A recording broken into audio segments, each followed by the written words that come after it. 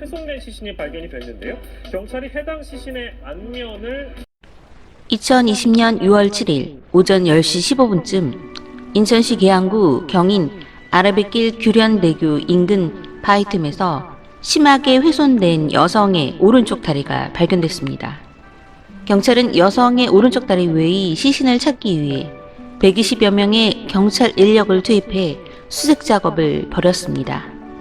시신 일부가 추가로 발견된 곳은 지난번 여성의 다리가 발견된 곳으로부터 5.2km 떨어진 곳이었고, 이번에 추가된 시신의 일부는 여성의 다리가 왼쪽 다리였습니다. 경찰은 당시 오늘 발견될 시신 중 일부는 전에 발견된 것보다 부패가 더 심했습니다. 처음 발견된 시신과의 연관성 여부를 확인하기 위해 국립과학수사연구원에 유전자 정보를 의뢰할 예정입니다. 라고 말했습니다. 아라뱃길에서 발견된 다리 2개와 계양산에서 발견된 부패된 시신은 미제 사건으로 남게 될 뻔했습니다. 그녀의 시신의 안면 복원 사진이 나오기 전까지는.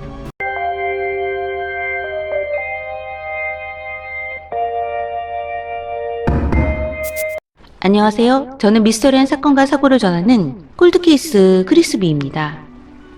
인천 경인 아라뱃길 수로와 계양산에서 잇따라 발견된 훼손 시신의 유전자 정보는 일치했고, 시신 2구가 아니라 한 사람의 시신이라는 사실이 밝혀졌습니다.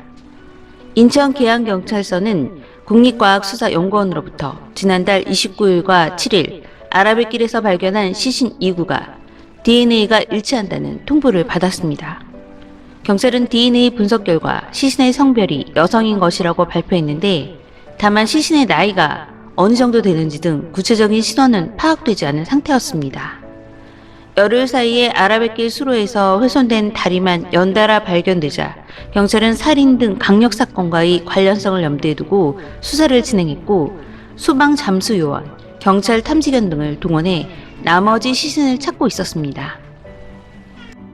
경찰은 또 실종자와 미귀가자, 가출인 등을 상대로도 DNA 대조 작업을 펼치고 있고, 경기도 파주에서 일어난 토막살인 사건과의 연관성도 검토됐으나 검사 결과 피해자와 DNA가 일치하지 않는 것으로 나타났습니다. 처음 시신 일부는 5월 29일 계양구 경인 아라뱃길 다남교와 목산교 사이 수로에서 훼손된 상태로 처음 발견됐습니다. 6월 7일에는 최초 시신 발견 지점으로부터 5.2km가량 떨어진 규련대교 인근 수로에서 시신 일부가 추가로 나왔고, 7월 9일에도 계양산 중턱에서 백골화 중이던 훼손 시신이 발견된 것입니다. 경찰은 국가수의 시신 분석을 의뢰해 7월 유전자 정보가 서로 일치한다는 감정 결과를 받았습니다. 국가수 분석 결과를 토대로 경찰은 시신의 혈액형을 B형이고, 위턱 왼쪽 치아에 근인레이, 아래턱 왼쪽 오른쪽 치아에 레진 치료를 한 흔적을 확인했습니다. 또한 아래 치아 2개와 위 송곳니 1개가 빠진 것을 발견했고, 교정기를 빼려고 한 것인지 의심을 했으며, 치아를 깨끗하게 빠진 것을 보고 치과 혹은 공예품을 다루는 전문인이 가지고 있는 치아를 자를 수 있는 도구를 다룰 줄 아는 사람이 범인임을 추정했습니다.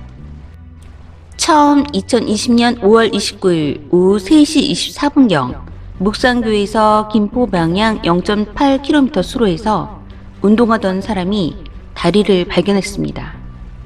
2020년 6월 7일 오전 10시 15분경 규련대교에서 김포 방향 0.6km 강둑에서 수색하던 최치 중격견이 다리를 추가 발견하고, 7월 9일 방축동 야산에서 약초를 캐던 주민이 사체를 발견했습니다. 인천 계양경찰서는 국립과학수사연구원이 경인 아라뱃길 등지에서 발견된 시신의 얼굴을 3차원으로 복원한 몽타주 사진을 공개했습니다. 30대에서 40대 여성으로 추정, 신장은 160에서 167cm, 혈액형은 B형이고 27번 치아 금 인레이 치료, 37번과 46번 레진 치료를 했습니다. 인천 계양경찰서는 훼손된 시신에 대한 정확한 신원 확인을 위해 공개적으로 시민 제보를 요청했습니다. 경찰은 훼손된 시신의 안면을 보고 난 사진을 함께 공개했습니다. 사진은 국립과학수사연구원이 시신의 뼈 등을 토대로 사망자의 얼굴을 3차원 복원한 것입니다. 경찰은 지난 6개월간 수사 전담팀을 꾸려 실종자, 미귀가자, 데이트폭력, 강력폭력 피해자, 1인 거주 여성, 치아 치료자 등을 대상으로 수사를 진행해왔지만 시신 신원은 확인하지 못했습니다. 경찰에서는 현재 경인 아라뱃길 시신의 얼굴을 복원한 사진을 공개하며 시민들의 제보를 받고 있습니다. 인천 아라뱃길은 2개의 얼굴을 하고 있습니다. 낮에 가보면 경치가 아름답고 한적해서 좋지만 밤이 되면 인적이 드물어서 범인에게는 최적의 장소인 것 같습니다. 하지만 시신이 발견된 당시에는 코로나19로 인해 모임이 금지되었고 야외인 이곳에는 밤낮없이 많은 사람들이 있었다고 합니다.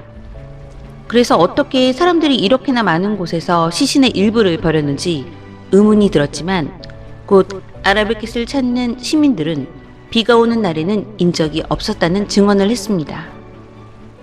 그러나 아라뱃길은 그동안 자살자, 살인사건 등 여러 사건들이 발생했으며 비슷한 시기에 발견된 파주 토막살인 사건의 시신의 일부일지도 모른다는 생각에 수사에 혼란이 오기도 했습니다.